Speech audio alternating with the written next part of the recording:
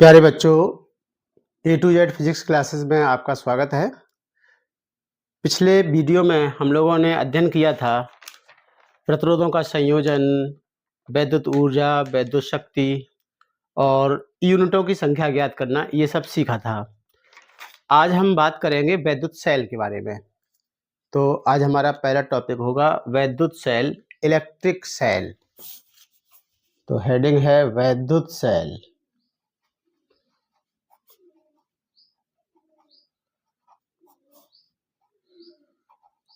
Electric cell.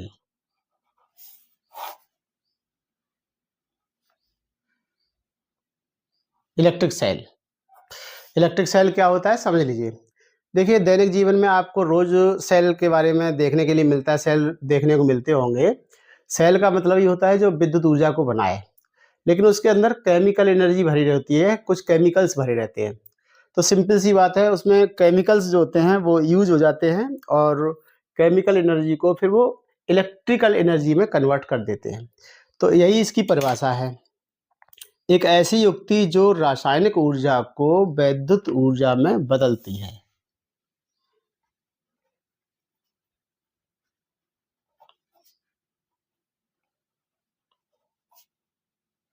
एक ऐसी युक्ति जो रासायनिक ऊर्जा को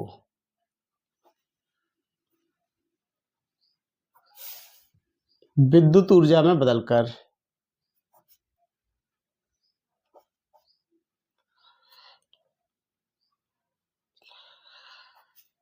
और क्या करेगा, किसी परिपथ में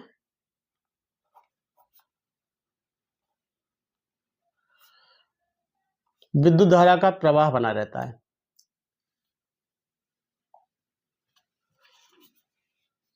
विद्युत धारा का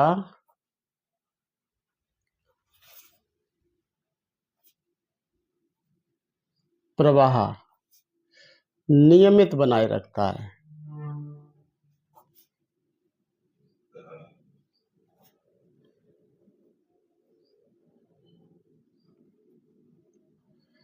सेल कहलाता है।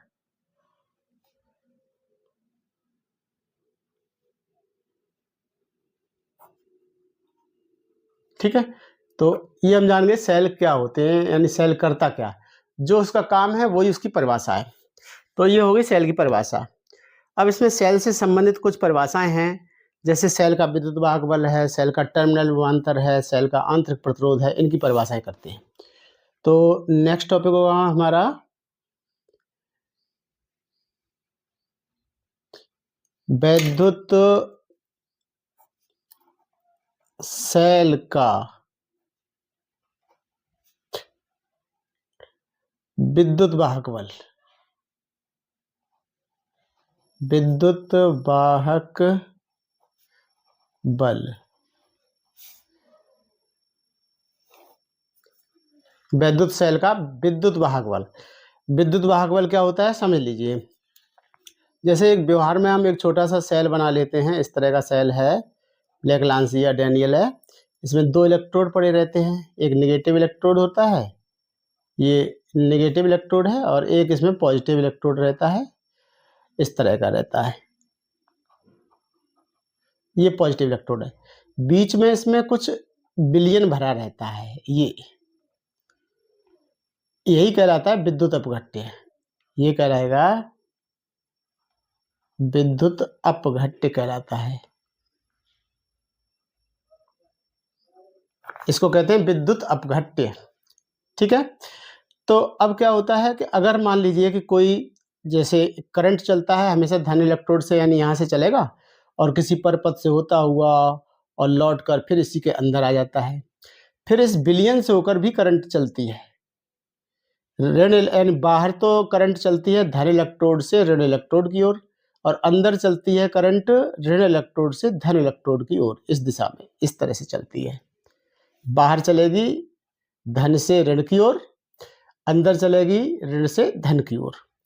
तो हम परिभाषा में ये कहा जाएगा कि एक आवेश लें और उस आवेश को हम क्या करेंगे, पूरा एक चक्कर घुमाएंगे।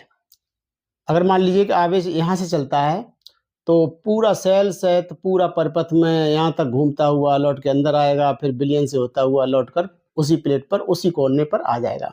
तो एक पूरा चक्कर घुमाने में जितना कार्य किया जाता है तो किए गए कार्य और उस ले जाए गए आवेश के अनुपात को सेल का विद्युत वाहक बल कहते हैं और उसको कैपिटल ई से डिनोट करते हैं। देखिए हम यहाँ पर जो नोट्स लिख रहे हैं ये गंदी राइटिंग में लिख रहे हैं, लेकिन नीचे आप लोगों को साफ सुथरे लिंक में पीडीएफ नोट्स डाल देते हैं, उसमें आप लोग देख लीजिएगा। अगर हम इसको साफ सुथरा लिखते रहेंगे तो ज़्यादा आपका टाइम जाएगा, तो उसको ध्यान में रखते हुए थोड़ा सा गंदा राइटिंग हो सकता है, लेकिन जल्दी करने के लिए ऐसा करना पड़ता है। तो हम टॉपिक पे आते हैं, यानी विद्युत सेल का विद्युत वाहक बल क्या होता है। देखिए या तो हम ये कहते हैं कि किए गए कार्य यानी सेल सहित पूरे परपथ में आवेश को प्रवाहित करने में किए गए कार्य और आवेश के अनुपात को सेल का विद्युत वाहक बल कहते हैं। या आवेश को एकांक ले लें तो फिर ये कहेंगे एकांक आवेश को सेल सहित पूरे परपथ में एक पूरा चक्कर घुमाने में जो कार्य किया जाता है वही सेल का विद्युत वाहक बल कहलाता है। तो परिभाषा थोड़ी छोटी हो जाती है अगर हम एकांक आवेश कह देते हैं, तो फिर अनुपात नहीं कहना पड़ता है। तो हम छोटी वाली परिभाषा लिखेंगे, एकांक आवेश को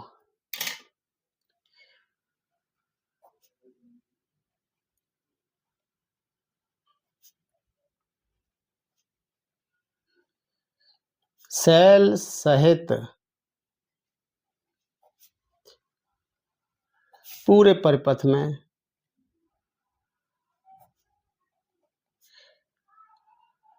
एक पूरा चक्कर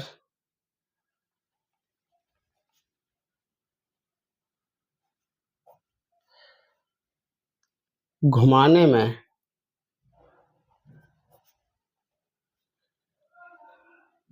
किया गया कार्य, इसी को क्या कह देंगे, सेल का विद्युत वाहक बल कहते हैं। विद्युत वाहक बल ई कहते हैं, ऐसे लिखते हैं। ठीक है, ये सेल के विद्युत वाहक बल की परिभाषा हो गई। अब देखिए अगर मान लीजिए कि किसी सेल में Q आवेश को लिख देते हैं, यदि Q आवेश को एक पूरा चक्कर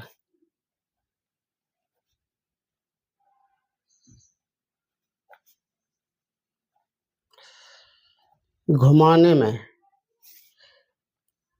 किया कुल कार्य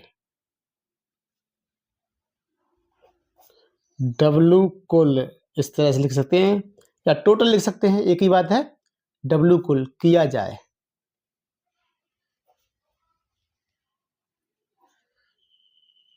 तो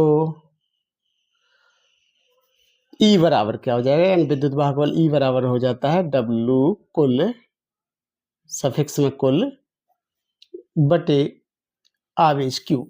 ये परिभाषा हो गई और ये सूत्र हो गया। इसका मात्रक क्या हो जाएगा, मात्रक क्या होगा, यानी सेल के विद्युत वाहक बल का मात्रक होगा वोल्ट, या W है, W का मतलब कार्य, और कार्य का होता है जूल और आवेश के लिए कूलाम, तो हो जाएगा जूल प्रति कूलाम भी कह सकते हैं, जूल प्रति कूलाम या वोल्ट कह देते हैं, जूल प्रति कूलाम या वोल्ट। तो ये टॉपिक पूरा हुआ। इसके बाद में नेक्स्ट टॉपिक लेंगे।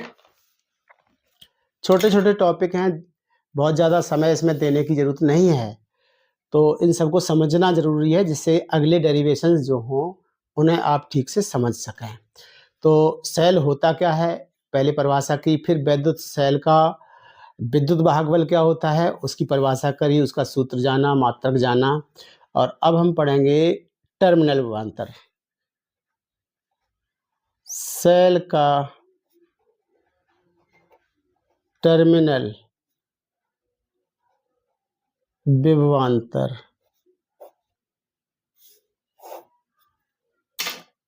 सेल का टर्मिनल विभवांतर। टर्मिनल विभवांतर क्या होता है, इसी चित्र से समझ लीजिएगा। टर्मिनल विभवांतर का मतलब होता है एक टर्मिनल से और दूसरे टर्मिनल तक एकांक आवेश को ले जाने में जितना कार्य किया जाता है वही कहलाता है टर्मिनल विभवांतर, और इसको हम V से डिनोट कर देते हैं। तो बस यही परिभाषा हो गई एकांक आवेश को। अभी तो हम पिछले वाली परिभाषा में यानी ऊपर विद्युत वाहक बल की परिभाषा में ये कह रहे थे कि सेल सहित पूरे परिपथ में आवेश को प्रवाहित किया जाए। अब टर्मिनल विभवांतर की परिभाषा में सेल सहित नहीं कहेंगे, बल्कि क्या कहेंगे, एक टर्मिनल से दूसरे टर्मिनल तक एकांक आवेश को, यानी सेल के बाहर बाहर जितनी ऊर्जा खर्च होती है वो कहलाती है सेल का टर्मिनल विभवांतर। तो क्या लिखेंगे, एकांक आवेश को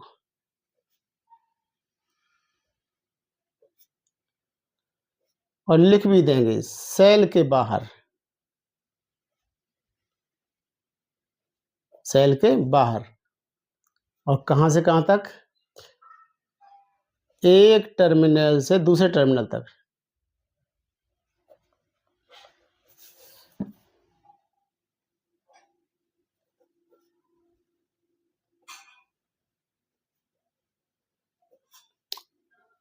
एकांक आवेश को सेल के बाहर एक टर्मिनल से दूसरे टर्मिनल तक ले जाने में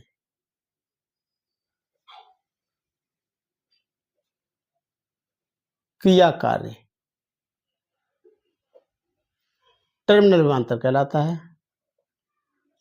टर्मिनल विभवांतर कहलाता है। टर्मिनल विभवांतर V कहलाता है। नहीं तो एक लाइन और बढ़ानी पड़ेगी, आगे हम लिखेंगे इसे V से डिनोट करते हैं, तो इसे टर्मिनल विभवांतर V कहलाता है। और इसी प्रकार जैसे ऊपर हमने परिभाषा निकाल ली थी कि कुल किया गया कार्य, तो यहाँ पर W कुल हो गया था, लेकिन अब कुल कार्य नहीं है बल्कि बाहर बाहर किया गया कार्य है, तो तब वह E की जगह पर V हो जाएगा फार्मूले में, यानी V बराबर हो जाएगा W। अब कुल कार्य नहीं निकालेंगे बल्कि क्या निकालेंगे, बाह्य कार्य। बाह्य का मतलब केवल बाहर बाहर, सेल के बाहर बाहर किया गया कार्य बटे आवेश Q, ये परिभाषा है और ये हो गया इसका फार्मूला। तो जैसा ये फार्मूला है, ये भी W कुल, यानी W का मतलब कार्य है, और यहाँ पर कार्य है, कुल किया गया कार्य है, तो यहाँ पर कार्य किया गया बाहर बाहर किया गया कार्य, लेकिन है तो कार्य ही, तो इसका भी मात्रक क्या होगा, कार्य बटे आवेश है, तो जूल प्रति कूलाम, जूल प्रति कूलाम इसको कहेंगे मात्रक को, या इसी को कह देते हैं वोल्ट। विभवांतर है तो वोल्ट तो होगा ही। इसके बाद नेक्स्ट टॉपिक है, छोटा सा टॉपिक और है, सेल का आंतरिक प्रतिरोध है।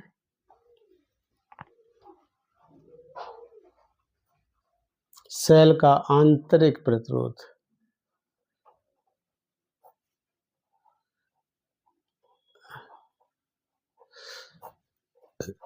इसको डिनोट करते हैं स्मॉल r से। सेल का आंतरिक प्रतिरोध, सेल का आंतरिक प्रतिरोध क्या होता है, अब देखिए फिर से उसी चित्र में आ जाइए, सेल का चित्र जो हमने बना रखा था मदद के लिए। देखिए सेल के अंदर जो विलयन भरे हुए हैं, इसमें आयन होते हैं जो कि विद्युत का चालन करते हैं। जैसे मैंने बताया कि धन इलेक्ट्रोड से करंट चलती है और ऋण इलेक्ट्रोड में प्रवेश करती है, फिर विद्युत अपघट्य से होकर धारा गुजरती है। जब धारा विद्युत अपघट्य से होकर गुजरेगी तब क्या होगा कि ये विद्युत अपघट्य भी विद्युत धारा के प्रवाह में कुछ रुकावट लगाता है, इसी को आंतरिक प्रतिरोध R कहते हैं। यानी ये विलयन जो भरा हुआ है, विद्युत अपघट्य जो भरा हुआ है, ये विलयन ही विद्युत धारा के प्रवाह में कुछ रुकावट लगाता है, इसी को हम कहते हैं सेल का आंतरिक प्रतिरोध। तो यही हम लिख देते हैं, यही परिभाषा है। फिजिक्स में कुछ भी रटने का नहीं है, समझने का है। अगर आपकी समझ में आ जाए तो अपने शब्दों में परिभाषा लिख दीजिएगा। हमेशा हम बच्चों को यही कहते हैं कि फिजिक्स में कुछ भी रटने का नहीं है। हम जब तक पढ़ाएंगे तब तक ये नहीं कहेंगे कि ये रट लेना, याद कर लेना। रटने का कुछ होता नहीं, समझने का है। तो देखिए सेल का आंतरिक प्रतिरोध क्या है, एक बार फिर से समझिए और लिख लीजिए।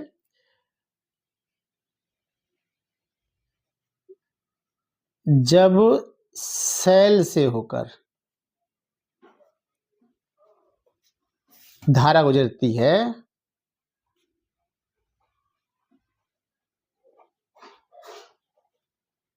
तो सेल भी विद्युत धारा के प्रवाह में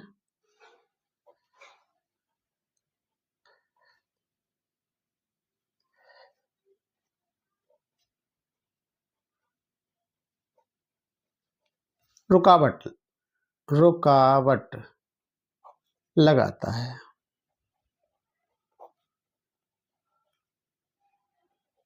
जिसे सेल का आंतरिक प्रतिरोध कहते हैं।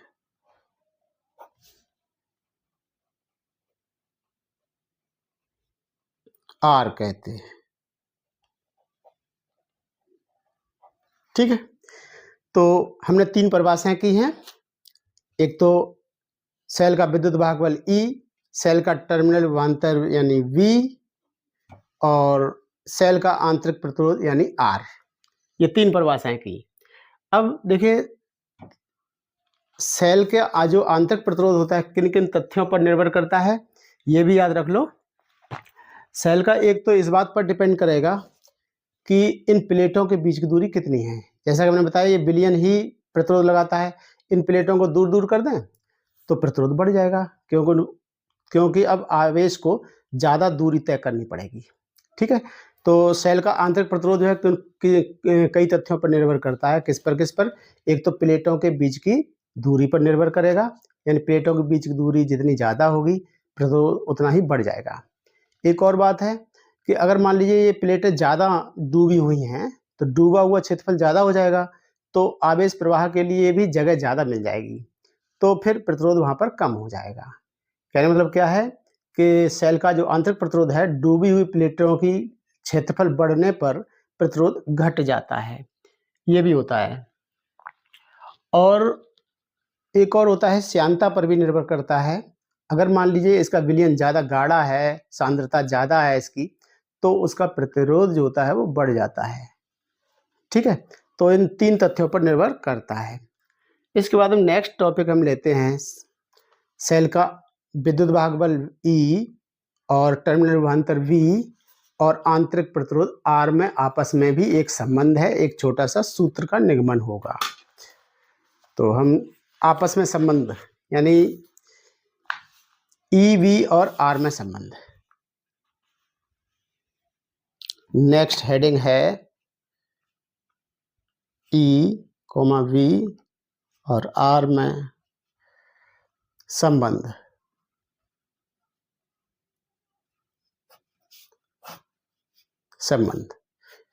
चाहे तो पूरा हेडिंग करके लिखिए, सेल के टर्मिनल विभवांतर V, सेल का विद्युत वाहक बल E और सेल के आंतरिक प्रतिरोध R में संबंध।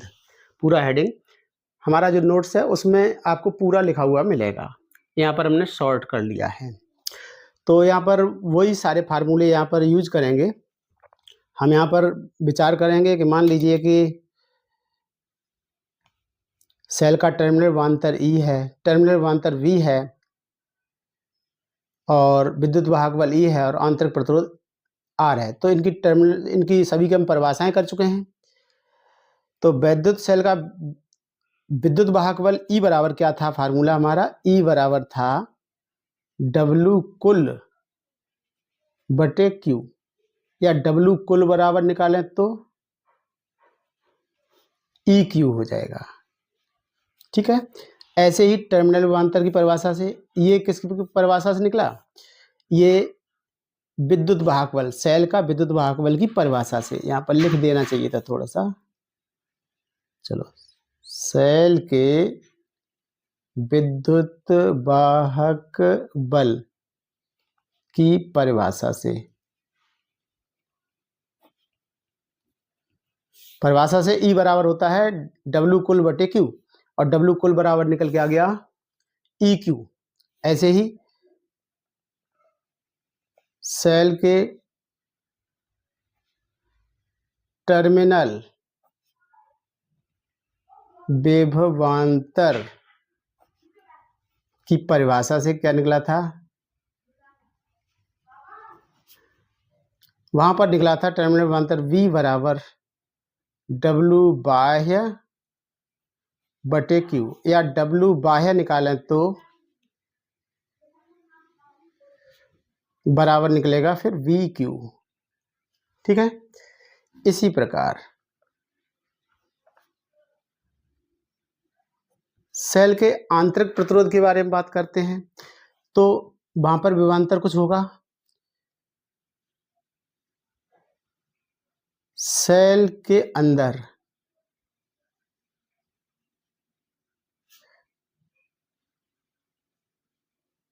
विभवांतर वी डैश हो तो क्या हो जाएगा, यानी वी डैश बराबर डब्लू आंतरिक और बटे क्यू। ठीक है, तो डब्लू आंतरिक कितना हो जाएगा, फिर डब्लू आंतरिक बराबर हो जाएगा वी डैश क्यू। ठीक, और यहाँ पर वी क्यू हुआ और वी बराबर होता है, या वी की जगह वी रहने दिए, आई की क्यू की जगह आई टी। ठीक, और वी डैश का मतलब है सेल के अंदर विभवांतर। तो सेल के अंदर विभवांतर क्या होगा, वी बराबर आई आर होता है ओम के नियम से। तो सेल के अंदर धारा गुणा सेल के अंदर रेजिस्टेंस, तो सेल के अंदर धारा आई होती है और सेल के अंदर रेजिस्टेंस यानी आंतरिक प्रतिरोध सेल का आर होता है, और इंटू क्यू, क्यू का मान होता है आई टी। तो इस प्रकार से ये हो जाएगा आई स्क्वायर आर टी। ये किसका मान हुआ, डब्लू आंतरिक। ठीक है, अब देखिए, तो इस प्रकार से क्या होगा, हम इस प्रकार से लिख सकते हैं कि कुल किया गया कार्य के दो जगह बढ़ जाता है। देखो ये पिछला वाला चित्र में, यानी सेल सहित पूरे परपथ में किया गया कुल कार्य दो जगह बढ़ जाता है, एक तो अंदर किया गया कार्य और फिर कुछ बाहर किया गया कार्य। तो इसी बात को हम लिख देंगे, यानी कुल किया गया कार्य, कुल कार्य बराबर क्या होगा, बाह्य कार्य प्लस आंतरिक कार्य।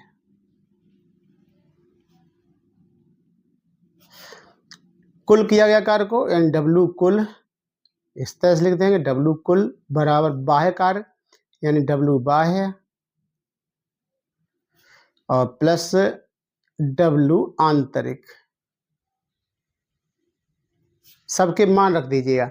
डब्लू कुल ऊपर हम निकाल चुके हैं, ये निकला हुआ है, डब्लू कुल होता है ई क्यू। क्या होता है, ई क्यू, या इसको हम ई इंटू क्यू बराबर होता है I T, E I T. तो डब्लू कुल की जगह लिख देंगे हम ई आई टी, और डब्लू बाह्य, डब्लू बाह्य ये रहा जो कि था वी आई टी। क्या है, वी आई टी। और डब्लू आंतरिक, डब्लू आंतरिक यही ऊपर लिखा हुआ आई स्क्वायर स्मॉल आर टी, ये है। अब इसमें अगर हम देखें तो टी से टी कट गया, और एक आई और एक आई भी कट जाएगा, फिर बचेगा कितना, यहाँ पर ई बचा। इसका आई टी कटा तो यहाँ से भी आई टी कटेगा यानी वी बचा, यहाँ से भी एक आई कट जाएगा, टी कट जाएगा, तो क्या बचेगा, एक आई बच जाएगी और आर बच जाएगा। या कहें कि वी बराबर अगर निकालना चाहें तो ई माइनस आई आर। ये एक महत्वपूर्ण रिजल्ट है।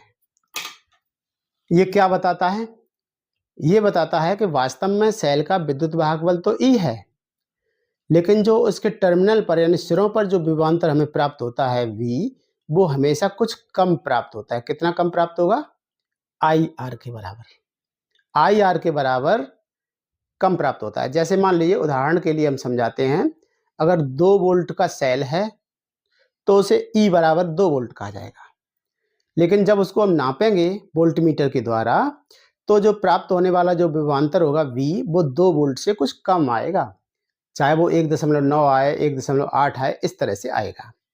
तो यहाँ से एक बहुत ही महत्वपूर्ण रिजल्ट निकला है इस प्रकार। सेल का टर्मिनल विभवांतर जो होता है,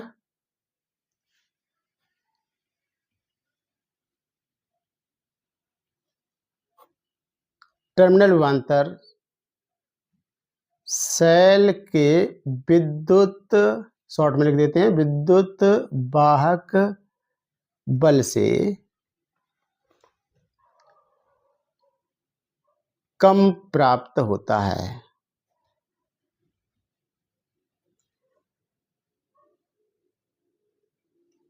लेकिन एक और कंडीशन है, ऐसा केवल तभी होता है जब सेल धारा दे रहा हो। तो हम लिख देंगे यहां पर, जब सेल धारा देता है। अगर सेल, यानी ये फार्मूला V बराबर E माइनस आई आर केवल तभी के लिए है जब सेल धारा देता है। इसका अगर उल्टा हो रहा हो, सेल धारा देने का मतलब सेल से हम कुछ कार्य कर रहे हैं, कभी कभी सेल को चार्ज भी करना पड़ता है, तो उस कंडीशन में ये कहा जाएगा कि सेल धारा ले रहा है। तो अगर सेल धारा ले रहा हो तब क्या होगा, यदि सेल धारा ले रहा हो तो फिर हो जाता है V बराबर E प्लस आई आर। ठीक है, तो अब क्या निकला, अगर हम सेल को चार्ज करेंगे तो टर्मिनल विभवांतर जो होना चाहिए वो उसके विद्युत वाहक बल से ज़्यादा होना चाहिए। कहने का मतलब क्या है, जैसे आपके घरों में 12 वोल्ट की बैटरी है तो E बराबर हो गया 12 वोल्ट। ठीक है, तो जो चार्जर लगाया जाएगा यानी टर्मिनल विभवांतर लगाया जाएगा, यानी बैटरी के टर्मिनल्स पर जो विभवांतर लगाया जाएगा V, वो 12 से कुछ ज़्यादा होगा, यानी 13 हो सकता है या 14 वोल्ट का हो या 15 वोल्ट का हो। बहुत ज़्यादा वोल्ट का भी चार्जर नहीं लगा सकते, नहीं तो बैटरी खराब हो जाएगी।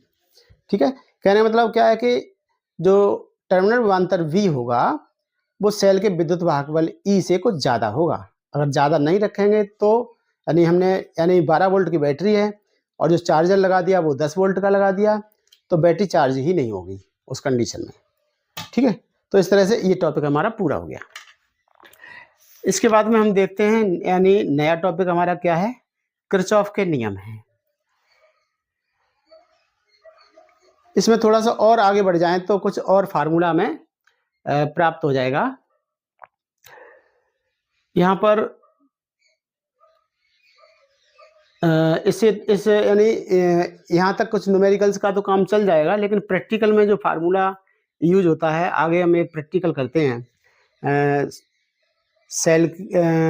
एक प्रैक्टिकल करते हैं विभव मापी द्वारा सेल का आंतरिक प्रतिरोध ज्ञात करना। तो सेल का आंतरिक प्रतिरोध जब ज्ञात करते हैं तो फार्मूला अलग होता है, और उस फार्मूले तक हम इसकी सहायता से जाएंगे। थोड़ा और इसको आगे बढ़ाते हैं, उसके बाद नेक्स्ट टॉपिक लेंगे। तो हमारा फार्मूला क्या निकला है, फार्मूला निकला V बराबर E माइनस आई आर, ये निकला है।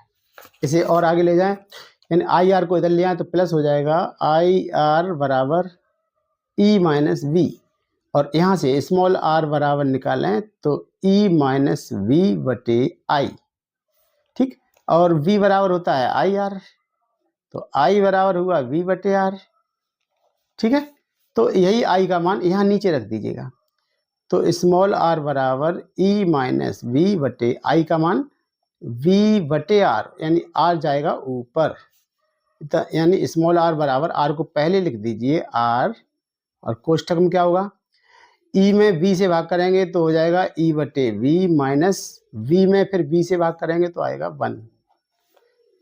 ये फार्मूला है, ये सेल के आंतरिक प्रतिरोध के लिए फार्मूला प्राप्त हो गया है। इसके बाद अब हम नया टॉपिक लेंगे,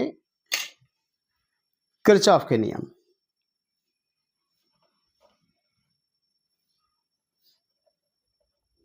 किरचॉफ के नियम,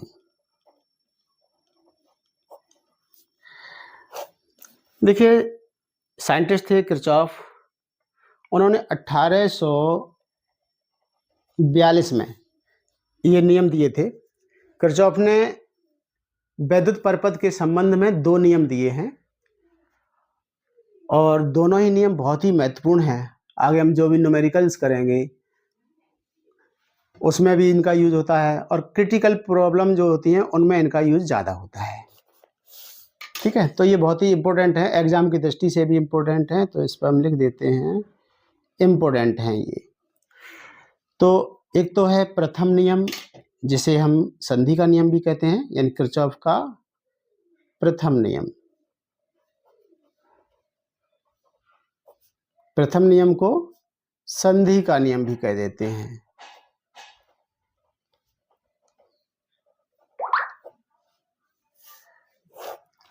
नियम, संधि का नियम क्या है? इसमें एक संधि ली गई है। संधि का मतलब एक ऐसा बिंदु जहां पर सारी धाराएं आकर मिलती हैं, तो उसको संधि कह देते हैं। इसमें से मान लीजिए कई धाराएं हैं, कुछ धाराएं आ रही हैं, कुछ जा रही हैं। तो एक इधर से धारा आ रही है, एक इधर से धारा आ रही है। मान लीजिए कि ये दो धाराएं आ रही हैं, यानी I1 और I2 ये तो आ रही हैं, और ये तीन धाराएं मान लीजिए कि संधि से जा रही हैं। ये बीच में तो हो गई संधि, ठीक है। और ये धाराएं हैं, यानी जैसे I3 मान लो, I4 मान लो, I5 मान लो, कितनी भी धाराएं ले सकते हैं। इसमें हम केवल एक धारा ले सकते हैं, एक धारा आ रही है, एक धारा जा रही है, या ले सकते हैं एक धारा आ रही है, दो धाराएं जा रही हैं, ठीक है। तो ये जरूरी है कि कुछ धाराएं आनी चाहिए तो कुछ धाराएं जानी चाहिए। तो संधि का ये नियम कहता है कि किसी भी परिपथ के किसी भी संधि पर मिलने वाली धाराओं का बीजगणितीय योग जो होता है वो शून्य होता है। बहुत ही सिंपल सी परिभाषा है प्रथम नियम या संधि का नियम। क्या है? किसी भी संधि पर मिलने वाली धाराओं का बीजगणितीय योग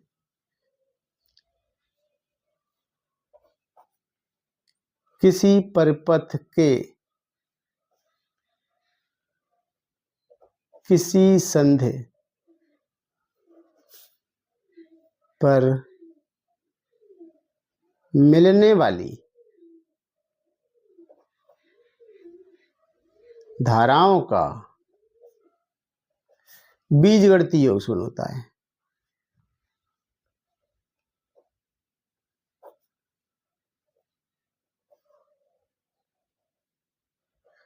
शून्य होता है, अर्थात यानी जो हमने शब्दों में कहा उसी को गणितीय रूप में कैसे कहेंगे?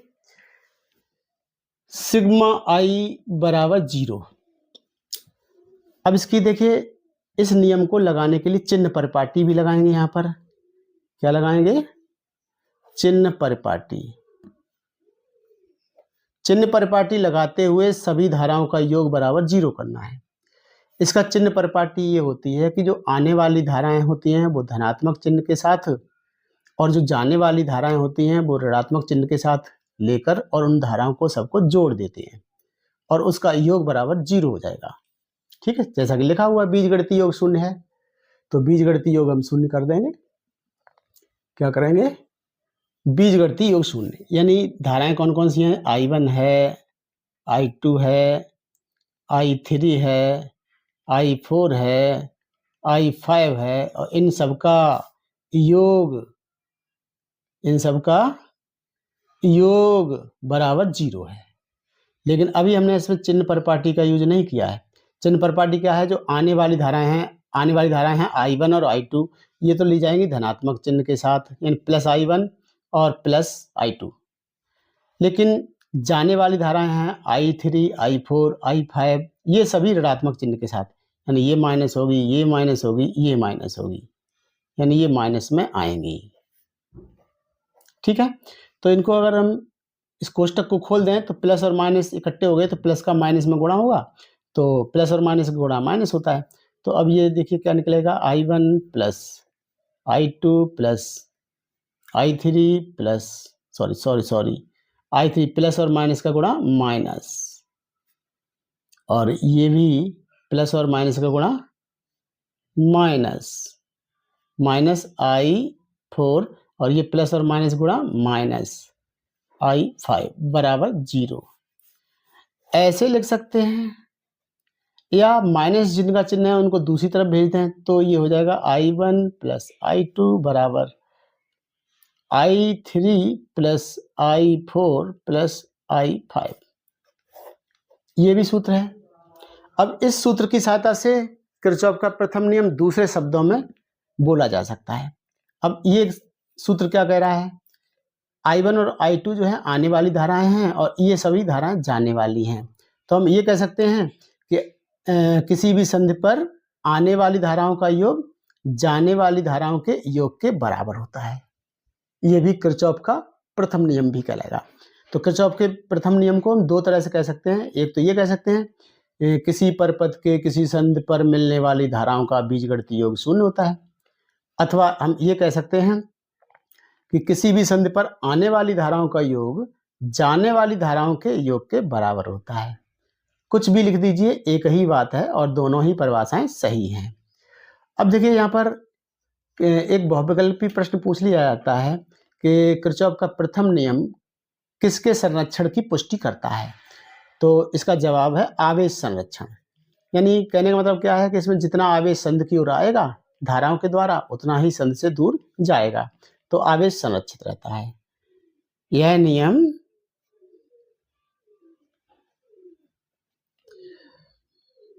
क्या करता है भाई? आवेश संरक्षण की पुष्टि करता है।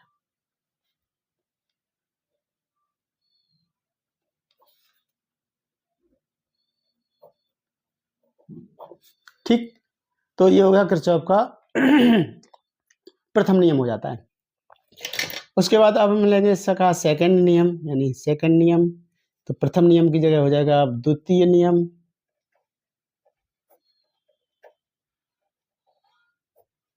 द्वितीय नियम, और इसको पास का नियम भी कह देते हैं या पास का नियम भी कह देते हैं। द्वितीय नियम को क्या कह देते हैं? पास का नियम भी कह देते हैं। देखिए ये बहुत ही इंपॉर्टेंट क्वेश्चन है, फिर से एक बार बता रहा हूँ, और ये नियम किस तरह से आता है एग्जाम में वो भी समझा रहा हूँ। ये प्रश्न इस तरह से बनता है, किरचॉफ के नियम लिखो, वैद्युत परिपथ संबंधी किरचॉफ के नियम लिखो और चित्र बनाकर समझाओ। तो उस कंडीशन में आपको ये पूरा दिखाना पड़ेगा, ये नियम लिखना भी पड़ेगा और ये चित्र बनाकर, और यहाँ तक जैसा हमने लिखा है ये सब कुछ आपको लिखना पड़ेगा। ऐसे ही द्वितीय नियम लेते हैं। द्वितीय नियम थोड़ा सा टिपिकल पड़ जाता है, इसको थोड़ा गौर करिएगा। तो किरचॉफ का द्वितीय नियम क्या है समझिएगा। किरचॉफ का द्वितीय नियम थोड़ा सा बोलने में अटपटा सा लगेगा पहले, और ऐसा लगेगा कि बहुत कठिन हो गया है, लेकिन फिर लगातार समझते जाएंगे तो सरल भी हो जाएगा। तो किरचॉफ का द्वितीय नियम ये कहता है कि किसी भी परिपथ के किसी भी एक बंद पास में विभिन्न भागों में बहने वाली धाराओं और संगत प्रतिरोधों के गुणनफलों का बीजगणितीय योग उस बंद पास के सेलों के विद्युत वाहक बलों के योग के बराबर होता है। काफी लंबा हो गया ना, तो लेकिन इसको हम चित्र द्वारा समझेंगे तो आसानी से समझ पाएंगे। तो इसमें हम पहले एक चित्र बना देते हैं तो फिर सरल हो जाएगा।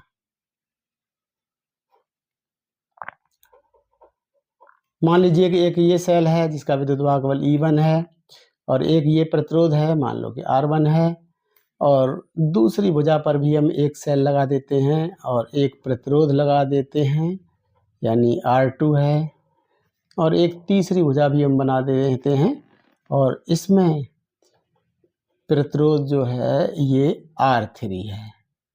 इस तरह के हमने 3 प्रतिरोध लगा दिए, 2 सेल लगा दिए। पहला सेल जिसका विद्युत वाहक बल E1 है, दूसरा सेल जिसका विद्युत वाहक बल E2 है, लेकिन मैंने सेल को उल्टा बना दिया है। चलिए कोई बात नहीं, लेकिन नोट्स में उल्टा बना हुआ मिलेगा तो आपको थोड़ा सा कष्ट सा लगेगा। यानी इसमें हम ये कर देते हैं कि इधर वाली प्लेट को बड़ा करना है, क्योंकि हमने जो आपके नोट्स में इधर बड़ी और इधर छोटी बनाई है। ये वाली प्लेट बड़ी और इधर वाली छोटी, ये छोटी कर लें, ठीक है, कोई बात नहीं। जो बड़ी थी उसको अब हमने छोटी वाली को इतना बड़ा कर दिया कि बड़ी वाली छोटी दिखने लगी। ठीक, ये प्लेट बड़ी और ये छोटी, यानी ये बड़ी वाली प्लेट होती है प्लस टर्मिनल और छोटी वाली माइनस, इधर प्लस और इधर माइनस। करंट भी हमेशा प्लस वाले टर्मिनल से ही निकलता है, ये निकलेगा, यहाँ से करंट निकलेगा। इसमें से मान लीजिए कि धारा I1 आ रही है, इसमें से धारा मान लो कि I2 आ रही है, दोनों धाराएं आकर मिल जाएंगी इसमें, और इसमें धारा जो गुजरेगी यानी R3 रेजिस्टेंस से गुजरेगी वो धारा हो जाएगी I1 प्लस I2, ये तो ये पूरा चित्र बनकर तैयार हो गया। तो अब इसमें देखिए बंद पास दो बन गए, एक ये बंद पास बन गया, एक ये दो दूसरा बंद पास। बंद पास का मतलब एक ऐसा सर्किल यानी पूरा एरिया बन जाए जो पूरी तरह से घिरा हुआ हो, तो वो बंद पास कहलाता है। तो अब हमने क्या कहा था, उस नियम को दोबारा से परिभाषित करते हैं कि किसी भी परपथ के, यानी परपथ तो हो गया ये पूरा, किसी भी परपथ के किसी भी बंद पास में, बंद पास है ऊपर वाला एक, ये अलग बंद पास है और नीचे वाला अलग बंद पास है। तो किसी भी परपथ के किसी भी बंद पास में विभिन्न भागों में बहने वाली धाराओं, अब विभिन्न भाग कौन कौन से हैं, जहां पर प्रतिरोध लगे हुए हों वो ही भाग गिने जाएंगे। जैसे एक ये भाग है यानी ये प्रतिरोध है और एक ये प्रतिरोध है, यानी इस बंद पास में दो प्रतिरोध हैं तो दो भाग गिने जाएंगे, यानी R1 एक भाग है और R2 दूसरा भाग है। तो R1 में धारा कितनी बह रही है, R1 में जो धारा बह रही है I1 इधर से निकल रही, तो इसमें प्रवेश भी I1 ही करेगी, और यहाँ पर इसमें देखें तो I2 धारा निकल रही, तो यहाँ पर प्रवेश भी I2 धारा ही करेगी। तो नियम ये था कि विभिन्न भागों में बहने वाली धाराओं और संगत प्रतिरोधों के गुणनफलों का योग। तो इस बंद पास के अंतर्गत धारा और प्रतिरोधों के गुणनफल करिए, यानी और उनका बीजगणितीय योग कर दीजिए। उनका बीजगणितीय योग जो होगा इसी बंद पास में सेलों के विद्युत वाहक बलों के योग के बराबर होता है। तो हम पहले नियम को लिख देते हैं, नियम थोड़ा सा बड़ा होगा।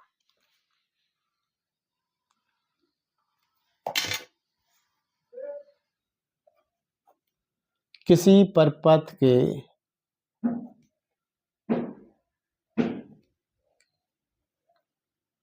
किसी बंद पास में विभिन्न भागों में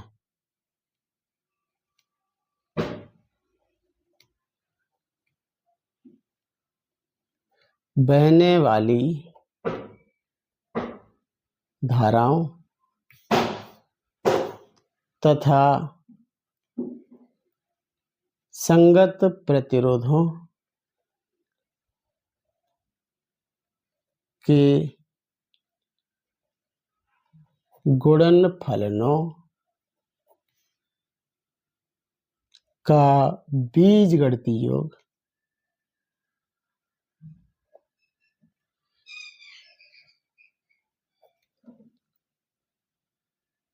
उस बंद पास में सेलों के विद्युत वाहक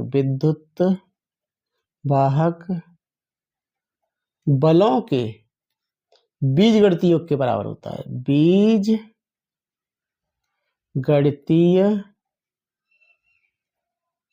योग के बराबर होता है। अर्थात यानी जो हमने शब्दों में कहा है उसे गणितीय रूप में कैसे लिखेंगे, सिग्मा यानी किसका योग किया, धारा और संगत प्रतिरोधों के गुणनफलों का बीजगणितीय योग उसी बंद पास के सेलों के विद्युत वाहक बलों के बीजगणितीय योग के लिए सिग्मा लगा देते हैं, सिग्मा आई आर बराबर सिग्मा ई। ठीक है, अब हम यानी ये नियम हो गया। अब इस बंद पास का नियम जो है इसे हम लागू करेंगे। लागू करने के लिए हमें क्या करना होगा, इस नियम को लगाने के लिए हमें फिर से चिन्ह परिपाटी की मदद लेनी पड़ेगी। इसमें चिन्ह परिपाटी क्या होती है, इसमें एक स्वैच्छिक दिशा हम चुन लेते हैं। जैसे मान लीजिए ये दिशा चुन ली, दक्षिणावर्त यानी क्लॉकवाइज, इस तरह से ये क्लॉक यानी इधर से इधर। इसकी चिन्ह परिपाटी लगाने का नियम ये है, हम धारा यानी जैसे इसमें धारा यानी I1 और रेजिस्टेंस है R1, तो इनका गुणनफल हो जाएगा I1 R1 और इनका गुणा हो जाएगा, इसमें बहने वाली धारा है I2 तो I2 इंटू R2। तो ये संगत यानी विभिन्न भागों में बहने वाली धारा और संगत प्रतिरोधों का गुणनफल हो गया, और इनका क्या करेंगे, बीजगणितीय योग करेंगे। लेकिन बीजगणितीय योग करने से पहले यहाँ पर हम ये भी देखेंगे कि कौन सा गुणनफल धनात्मक लिया जाए और कौन सा ऋणात्मक लिया जाए। तो इसका नियम ये है, चिन्ह परिपाटी ये है कि जो हमने धारा की दिशा चुन ली है, अपनी स्वेच्छा से चुन सकते हैं, हम क्लॉकवाइज भी चुन सकते हैं और एंटी क्लॉकवाइज भी चुन सकते हैं, आंसर वही आएगा, आप निश्चिंत रहिएगा। तो इसमें नियम ये कहता है कि जो हमने धारा की दिशा ली है, इस दिशा में जो धाराएं बह रही होंगी वो धनात्मक चिन्ह के साथ ली जाएंगी और इसके विपरीत दिशा में जो धाराएं बह रही होंगी वो ऋणात्मक चिन्ह के साथ ली जाएंगी। धाराएं इस बंद पास में दो हैं, ऊपर तो है ये I1 और नीचे है ये I2। अब जैसे हमने इधर को धारा की दिशा ले ली तो अब परिपथ पर इस तरह से चलिएगा। इस दिशा में अगर हम चलते हैं तो हम देखते हैं कि इस दिशा में I2 तो धारा बहती है, तो I2 तो हो जाएगा प्लस और ये I1 हो जाएगा माइनस।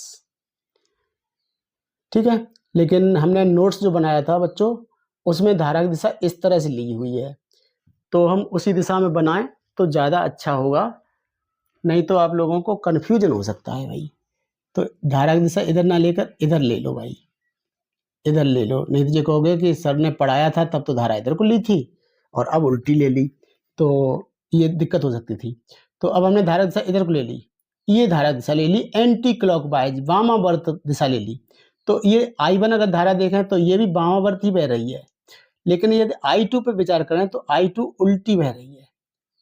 तो जो ली गई धारा की दिशा की जो उल्टी बहेगी वो ऋणात्मक हो जाएगी, यानी I2 ऋणात्मक हो जाएगी। ठीक है, तो I2 यहां पर क्या हो जाएगी, ऋणात्मक। हाँ, तो हमने जो धारा की दिशा ली है वो ली है एंटी क्लॉकवाइज। तो एंटी क्लॉकवाइज धारा एक तो I1 बह रही है, अतः ये प्लस हो गई, और I2 उल्टी बह रही है यानी क्लॉकवाइज बह रही है, तो I2 माइनस आ जाएगी। अब हम इस नियम को लागू करते हैं बंद पास 1 में। तो हम लिखेंगे बंद पास 1 में, फर्स्ट में धाराएं कौन सी हैं, विभिन्न भागों में बहने वाली धारा और संगत प्रतिरोध हैं। I1 धारा बह रही है, I1 धारा बह रही है R1 में और I2 धारा बह रही है R2 में इस बंद पास के अंदर, और इस बंद पास में दो विद्युत वाहक बल लगे हैं E1 और E2। अभी हमने किसी का चिन्ह नहीं लिया है, तो लेकिन धाराओं के चिन्ह के बारे में हमने बात कर ली थी कि हमने जो स्वैच्छिक धारा की जो दिशा चुनी है उस दिशा में I1 बह रही थी, तो ये तो हो जाता है प्लस, और I2 विपरीत दिशा में बह रही थी तो ये हो जाता है माइनस। लेकिन सेलों के विद्युत वाहक बल के चिन्ह E1 और E2 में से किसका प्लस लें किसका माइनस लें वो भी समझ लीजिएगा। अब आगे बात करते हैं। अब हम बात करेंगे सेल के विद्युत वाहक बलों की कि किसका चिन्ह कौन सा लिया जाए।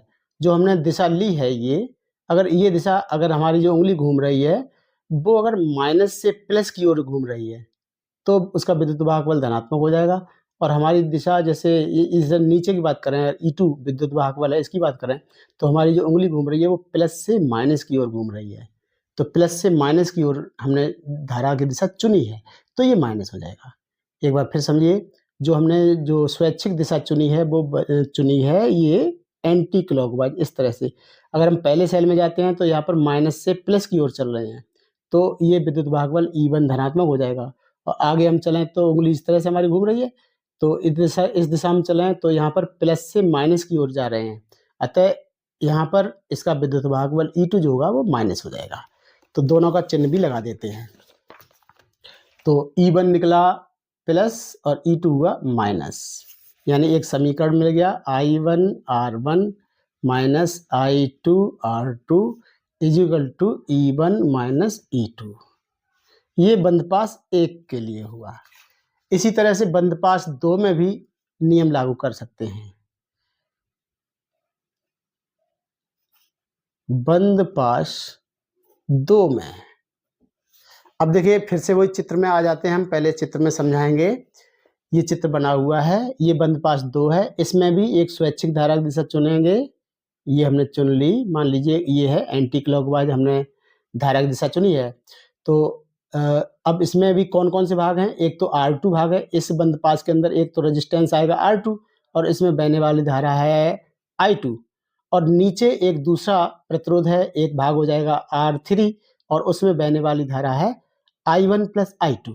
तो हमने बताया था संगत यानी विभिन्न भागों में बहने वाली धाराओं और संगत प्रतिरोधों के गुणनफलों का बीजगणित योग। तो धारा गुणा प्रतिरोध, तो यानी I1 इंटू R2, और यहाँ पर क्या होगा I1 plus I2 into R3, विभिन्न भागों में बहने वाली धाराओं और उनके संगत प्रतिरोधों के गुणनफलों का बीजगणितीय योग किसके बराबर होता है? शैलों के विद्युत वाहक बलों के बीजगणितीय योग के बराबर होता है। और इसमें तो यानी ये जो दिशा ली है हमने, ये दिशा चुनी है, तो इसी दिशा में तो इस भुजा में धारा बह रही है, अतः ये I2 धारा अब प्लस हो जाएगी, और इसी दिशा में चल रहे हैं तो I1 प्लस I2 धारा बह रही, वो भी इसी दिशा में बह रही है। यानी हमने जो दिशा चुनी है वो चुनी हुई है वो एंटी क्लॉकवाइज, और इस बंद पास में अगर देखें तो I2 धारा भी एंटी क्लॉकवाइज चल रही है, इसी दिशा में चल रही है, और I1 प्लस I2 धारा ये भी इसी दिशा में चल रही है। और साथ ही अगर विद्युत वाहक बल की बात करें उसका चिन्ह कैसा होगा, तो इसमें भी हमारी उंगली माइनस प्लेट से प्लस प्लेट की ओर ही घूम रही है, तो प्लस प्लेट की ओर उंगली घूम रही है, तो अतः विद्युत वाहक बल E2 भी धनात्मक होगा, यानी सारे के सारे धनात्मक ही होंगे। यानी कौन से भाग हैं? एक तो R2 भाग है, इसमें बहने वाली धारा I2 है, यानी I2 इंटू R2, यानी R2 भाग में I2 धारा बह रही है, और I1 प्लस I2 धारा बह रही है R3 से होकर, इक्वल टू क्या होता है? शैलों के विद्युत वाहक बल। इसमें एक ही शैल है जिसका विद्युत वाहक बल E2 है, और वो भी प्लस होगा, ठीक है, क्योंकि हमने ये दिशा ली है, और इस दिशा में अगर हम उंगली को घुमा रहे हैं तो माइनस प्लेट से प्लस प्लेट की ओर जा रहे हैं, इसलिए E2 जो होगा वो प्लस होगा। तो ये समीकरण निकल के आ गया। चाहे तो इसको और थोड़ा सा सरल कर सकते हैं, R3 का अंदर गुणा कर दें तो ये हो जाएगा I2 R2 plus I1 R3 plus I2 into R3 is equal to E2, ये समीकरण सेकंड हो जाएगा, ठीक है। तो ये एग्जाम की दृष्टि से बहुत ही इम्पोर्टेंट है। यानी प्रश्न इस तरह से आता है कि वैद्युत परिपथ संबंधी किरचॉफ के नियम लिखो और इन्हें परिपथ बनाकर समझाओ। तो आपको ये पूरा करना पड़ेगा, इसी तरीके से ये चित्र भी बनाने पड़ेंगे, और जो हमने लिखा है ये सब लिखना भी पड़ेगा, और चिन्ह परिपाटी भी लिख सकते हैं तो लिखिएगा, नोट्स में वो भी आपको हम देंगे, नोट्स में वो भी लिखी हुई है, चिन्ह परिपाटी भी उसमें लिखी हुई है। अगर यहाँ पर चिन्ह परिपाटी लिखते तो ये वीडियो काफ़ी बड़ा हो जाता, ठीक है। तो इस तरह से आज इस टॉपिक तक हम पहुँचे हैं। अगले टॉपिक की बात, अभी एक टॉपिक और बचा हुआ है, व्हीटस्टोन सेतु का सिद्धांत है, वो हम अगले टॉपिक में अगले वीडियो में उसको लेंगे, और उसके बाद में इसके न्यूमेरिकल स्टार्ट हो जाएंगे। तो इस तरह से हमने इस टॉपिक को, इन टॉपिकों को आज पूरा किया। अगर हमारा वीडियो आप लोगों को अच्छा लगा है तो वीडियो को लाइक कर दिया करो, कुछ कमेंट कर दिया करो, और चैनल को सब्सक्राइब कर लो, जिससे हमें लगे कि हमारे कितने लोग हैं जो कि वीडियो को देखते हैं। तो इसी तरीके से हमारे वीडियो को देखते रहिएगा। बहुत बहुत धन्यवाद हमारे वीडियो को देखने के लिए। मिलते हैं नेक्स्ट टॉपिक के साथ अगले वीडियो में।